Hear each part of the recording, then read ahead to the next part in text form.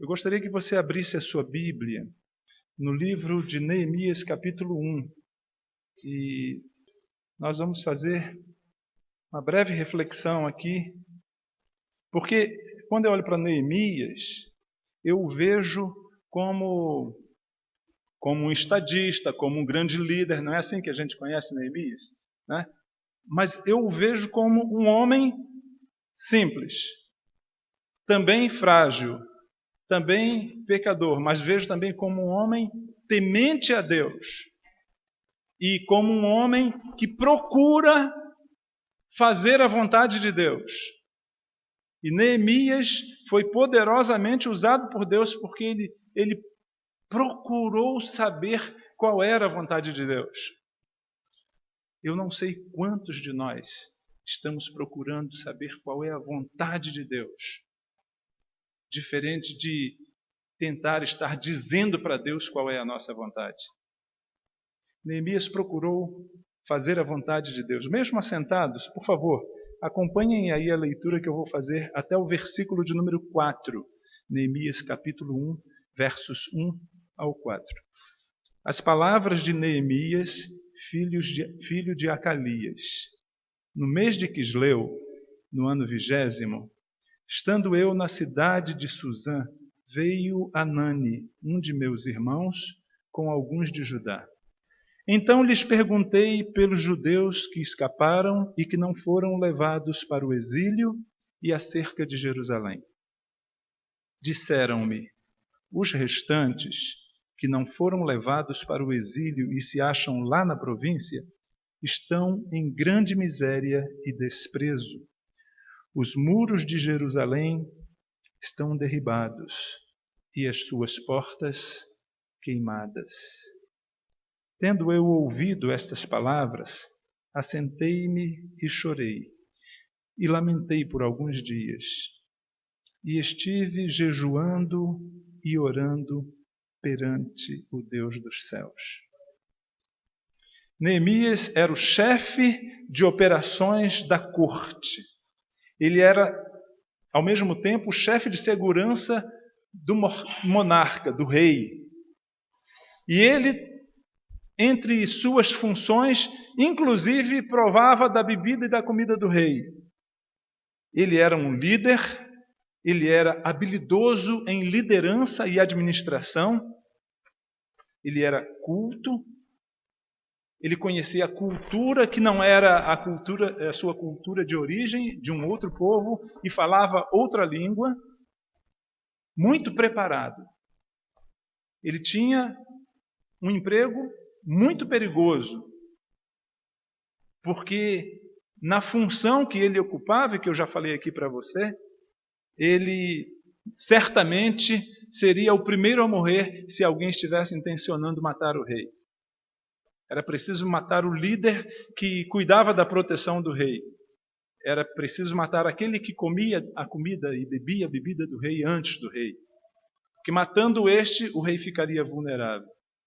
Mas com toda essa posição estratégica que Neemias tinha, Neemias era um escravo. Não tinha liberdade. Estava sujeito àquilo que havia sido designado para ele. Ao mesmo tempo, Neemias era um homem temente a Deus, se importava. E ele tem aqui, nesse capítulo 1, algumas atitudes práticas que o levaram a um lugar estratégico preparado por Deus para que ele fosse poderosamente usado por esse mesmo Deus. Ele tem algumas atitudes aqui inspiradoras, que inspiram o meu coração. Eu creio que serão inspiração para você também. Neemias, ele tem algumas atitudes práticas que eu quero destacar aqui neste momento. Vejam que ele está aguardando, ou melhor, ele tem a notícia de que está chegando uma caravana na cidade em que ele está. Numa cidade onde o rei costumava ir passar o período de inverno. E quando essa caravana chegou, entre eles estava Anani, um de seus irmãos. alguém diz que esse era irmão de sangue mesmo, era irmão, filho do mesmo pai e da mesma mãe. E Neemias se apressa para encontrar com o seu irmão, para encontrar com essas pessoas. E aí ele começa uma sequência de atitudes. A primeira coisa que ele faz aqui, quando nós lemos no versículo de número 2, é que então, relata ele a nós, lhes perguntei pelos judeus que escaparam e que não foram levados para o exílio e acerca de Jerusalém. Neemias visivelmente se importa com pessoas, ainda que essas pessoas estejam muito distantes dele. Notem que a sua realidade de vida não é uma realidade simples. Eu falei para vocês o contexto de vida de Neemias.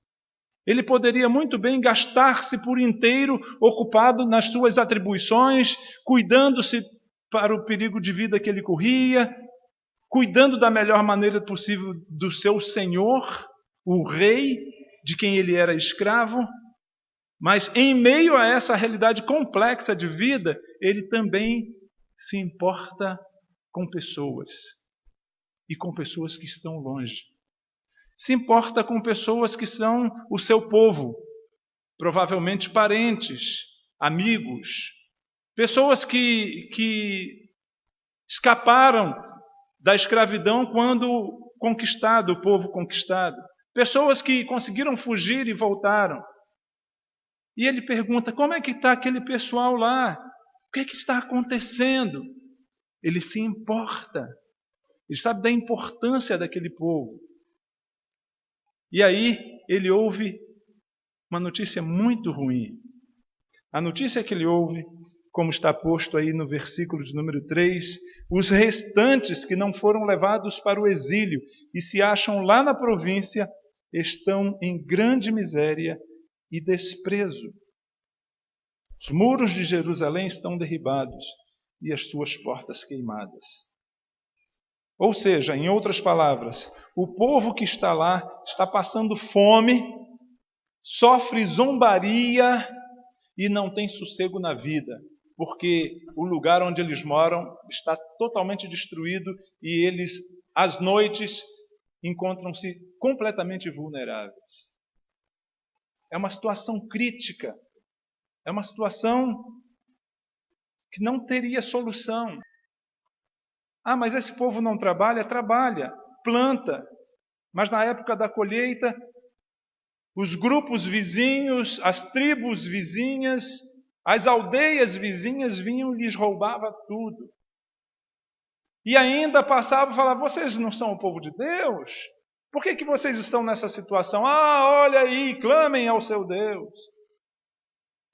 Viviam sofrendo zombaria e à noite guardavam, ficavam preocupados com seus filhos e esposas a respeito do que lhes poderia acontecer se vem de repente uma horda para fazer bagunça. Quando Neemias ouve essa situação, ele diz quais foram as suas reações. No versículo de número 4, tendo eu ouvido estas palavras, assentei-me e chorei e lamentei por alguns dias e estive jejuando e orando.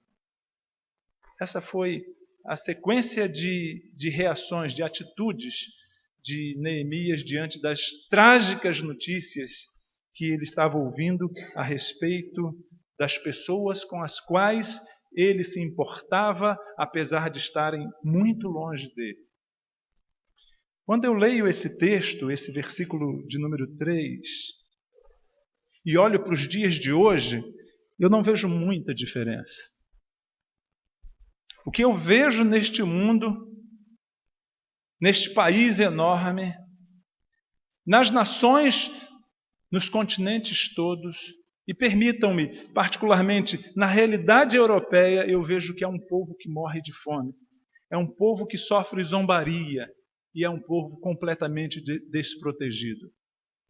Quando eu olho para essa situação perto da gente e onde quer que as pessoas estejam, eu não vejo outra coisa. As pessoas não têm solução e é fome de pão, mas fome espiritual também. sem razão de existir, sem projeto de vida. Vazias, vidas vazias. Quando nós olhamos o cenário deste mundo e os rumos que as coisas estão tomando, eu vejo Satanás e seus demônios zombando dos povos. Eu vejo os instrumentos de Satanás zombando dos povos, zombando das famílias. Eu me assusto quando eu vejo que, inclusive, cristãos se prostram diante de determinados programas de televisão, de determinados eventos por aí afora, que zombam descaradamente e se calam, se permitem invadirem em suas residências com notícias horríveis, com sugestões horríveis, com tanta lama, com tanta sujeira, e pais perplexos ou não, inertes, insensíveis, permitem que seus filhos sejam devastados e sofram essa zombaria dentro das salas das suas próprias casas. Eu vejo famílias completamente desprotegidas, pais desassossegados, porque as fronteiras da suas casas foram derrubadas e seus filhos lhes escapam por entre os dedos. Este é o cenário do mundo. A reação de Neemias, quando vê este cenário em relação ao povo com o qual se importa, ele tem algumas atitudes impressionantes. Ele diz que se assenta, e eu não imagino que ele está de pé e ouve a notícia e se assenta. Pode até ter acontecido alguma coisa assim, mas ele precisa de tempo para refletir. Ele como que fica prostrado, não por um momento. Ele chora, não algumas lágrimas apressadas para em seguida se envolver com outras coisas. Ele diz que lamenta por dias e dias. Ele nos informa que jejua, que ora. E os versículos 5 até o final do capítulo 1 são como que o roteiro da oração que Neemias faz dia após dia. Isso aqui não é uma oração única que ele faz, a oração e tchau, pronto, acabou, Senhor. Então pronto, agora vou continuar o meu trabalho lá. Mas isso é o roteiro da oração, é a cantiga do dia a dia. Ele glorifica o nome do Senhor, mas ele reconhece que é pecador, que contribuiu para aquele estado de coisa. Ele clama pela misericórdia de Deus. E sabe, irmãos, quando eu vejo isso daqui, eu me espanto com a postura tão diferente da igreja de hoje. Eu me espanto conosco, que secamos a lágrima dos nossos olhos. Nenhuma tragédia nos faz chorar mais, porque ficou banal. Nós somos capazes de passar num trânsito congestionado, onde tem uma moto derrubada e um corpo estendido, e simplesmente seguirmos a vida sem doer um instante, absolutamente nada, porque isso acontece todo dia. Nós ouvimos notícias frequentemente que avião caiu, barco afundou. Essa semana mesmo nós ouvimos aí essas coisas. O desespero, o mundo em convulsão. Mas isso não nos sensibiliza mais, porque nós não estamos muito preocupados com a realidade dos povos, das pessoas, próximas de nós ou longe de nós, porque nós estamos muito ocupados conosco mesmos. Nós estamos olhando para o nosso negócio, para o nosso mundinho, para o nosso WhatsApp, para o nosso Facebook, para o nosso projeto, para os nossos umbigos. Não temos tempo de nos importar com os outros, porque estamos muito ocupados com os nossos próprios negócios. E é possível que as pessoas frequentem a igreja para simplesmente buscar algum benefício em seu favor. Aliás, é isso que está acontecendo aí de uma maneira geral. As lágrimas do povo de Deus secaram. nós não oramos mais.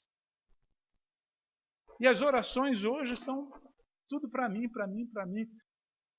Tem chamadas para movimentos de oração que a Bíblia não propõe, que Jesus não ordena. E, de repente, o que Jesus manda fazer em termos de oração, nós não fazemos. Rogai, pois, ao Senhor da seara que mande trabalhadores para a seara. Esse não é um assunto na nossa agenda.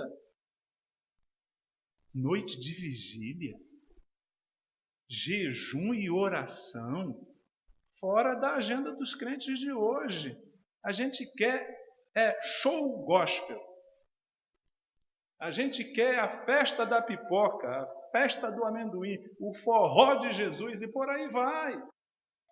Porque nós estamos ensimesmados. A reação de Neemias é de contrição, é de choro, é de prostração diante de Deus, porque ele tem intimidade com Deus e consegue sentir a dor do coração de Deus e chora junto com Deus. E exatamente porque ele está interessado que se cumpra a vontade de Deus no mundo, nas pessoas que ele nem tem relacionamento, que estão longe dele, é que ele se entrega num tempo de oração, de jejum, de lágrimas, e vai dia após dia refletindo, meditando diante do Senhor, até concluir do jeito que conclui a oração, no versículo 11, a parte final, onde diz: concede que seja bem sucedido hoje o teu servo e dá-lhe mercê perante este homem. E aqui ele está dizendo: Senhor, e se de alguma forma eu posso ser usado por ti como instrumento para amenizar, para reverter a situação em que se encontra aquele povo, então muda as circunstâncias, eu estou disponível para ir e fazer a tua vontade. É essa a atitude de Neemias. E sabe, queridos, quando nós buscamos a vontade de Deus, quando nós nos permitimos sensibilizar pelos desafios deste mundo, quando nós nos aproximamos de Deus na intenção de olhar da perspectiva de Deus o que se passa com aquele povo e de ouvir o coração de Deus a respeito de como ele percebe toda essa tragédia, nós resultamos numa entrega total da vida para que ele nos use conforme a sua soberana vontade. A gente canta músicas que falam que quer ouvir o batimento do coração de Deus, que quer abraçar a Deus. Olha, é impossível abraçar a Deus sem chorar. É impossível abraçar a Deus sem arrependimento, sem conserto, sem entrega total, sem abrir mão dos próprios projetos. Não dá para se aproximar de Deus com os nossos projetinhos. Ou nós somos do Senhor e deixamos que Ele seja o regente das nossas vidas. Ou nós podemos cantar o que quisermos nas nossas canções, que aquele negócio não vai se concretizar de jeito nenhum, porque não há arrependimento, não há conserto, não há entrega, há apenas cantoria. Aliás, dizem que os crentes mais mentem quando cantam, porque cantam em coisas que não creem. Fazem dedicação e declaração de amor e de entrega e de rendição apenas com a boca, porque a música é bonita, o balançado é gostoso. Esse povo honra-me com os lábios, mas o seu coração está longe de mim. O desdobramento desse drama, permita-me usar essa expressão, de Neemias diante das notícias, da experiência de angústia e dor que o leva para diante do Senhor, e nesse movimento de aproximação de Deus, ele é consolado por Deus, convocado por Deus e usado por Deus para reverter a situação. No capítulo 2, nós lemos que Neemias se apresenta diante do seu rei e ele está com um semblante descaído, ele está ainda no impacto dos dias e dias que tinha passado em oração, em choro, em lágrima, em jejum. E o rei olha para ele e diz: o que é que está acontecendo com você? Isso aí é problema do coração. Tem alguma coisa aí que eu não estou sabendo o que é. E Neemias, percebendo a gravidade aos olhos do rei, da situação em que ele se encontra, já vai logo avisando: Senhor, não é nada contra ti, viva o rei para sempre. Não há nenhuma trama contra ti. Mas a razão por que eu estou deste jeito é porque o sepulcro dos meus pais estão lá jogados. Eu estou sofrendo com essa situação. E o rei diz: sim, mas o que é que você quer que eu faça com essa sua situação? E Neemias relata para nós que ele faz uma oração rápida ao Senhor e começa, sob a direção do próprio Senhor, dizer para o rei: olha, eu queria que o Senhor me liberasse para eu ir lá consertar aquela situação. E Deus, que tem o coração do rei nas mãos, inclina este coração a atender o pedido de Neemias. O rei fala: tá bom, quanto tempo você vai ficar lá? E Neemias já está louvando a Deus lá dentro do seu coração. Ele que estava suplicando, agora já está adorando, já está engrandecendo. Oh Deus, obrigado. A coisa aqui vai andar. Né? E aí nós vemos, lendo o texto, que Neemias aproveita, né? E aproveita sim, certamente dirigido por Deus. Ele está expressando aquilo que ele esteve conversando com o Senhor. Aquilo que ele esteve colocando diante de Deus. E aí ele diz: mas rei, olha, eu preciso tanto de madeiras, e o senhor tem um depósito enorme de madeiras, e aí, o que o senhor... pega lá a madeira que você precisa. Rei, tem uns lugares perigosos aqui, o senhor podia mandar uma guarda comigo? Leva lá uma guarda com você. Deus abriu de vez o coração do rei. Eu quero lhe dizer que não existe circunstância, problema, limitação, enfermidade, qualquer coisa que o valha, que impede o propósito de Deus na vida de alguém que se coloca inteiramente nas suas mãos. Não existe circunstâncias, não existem limites para o propósito de Deus quando nós nos entregamos em suas mãos, quando nós nos rendemos à sua vontade, quando nós de fato nos humilhamos sob a sua potente mão. Ele cumpre o seu propósito. Sabe, irmãos, nós temos tanta gente na igreja que não está desfrutando do privilégio de viver um projeto de vida que Deus traçou desde a eternidade para as suas vidas. Pessoas que não conseguem parar de olhar para si. Mas Deus tem um projeto maravilhoso para a vida de cada um de nós. Ele tem posto, como já foi dito aqui hoje, uma chave nas nossas mãos.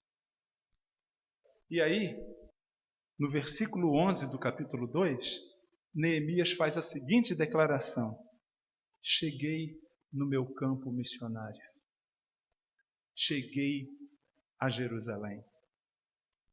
Agora Neemias, que um pouco antes estava chorando, clamando, jejuando, agora ele está no campo, agora ele é um instrumento de Deus. Deus, em sua soberania, respondeu à oração de Neemias usando o próprio Neemias. Deixa eu perguntar uma coisa para você. E a respeito do leste europeu? E a respeito da Europa Ocidental? E a respeito das tribos indígenas do Brasil, que são dezenas, e que ainda, dezenas de tribos, ainda não têm representação, não tem ninguém fazendo missões lá. E a respeito das comunidades quilombolas, que são dezenas e dezenas, que não tem absolutamente ninguém falando a respeito do amor de Jesus. E a respeito dos ribeirinhos, e a respeito dos lugarejos no Nordeste, que está na conta superior a 10.000 lugares que têm representação menor que 1% de evangélicos nesses lugares. Isso não diz nada para você. Tá bom, você não sabia disso, desculpa. Procure saber. Importe-se com quem está longe. Procure saber. Importe-se com quem está longe de você. E importe-se com quem está perto de você. Sabe, importar-se, nos termos que eu estou colocando aqui, é se permitir ficar perplexo diante da tragédia.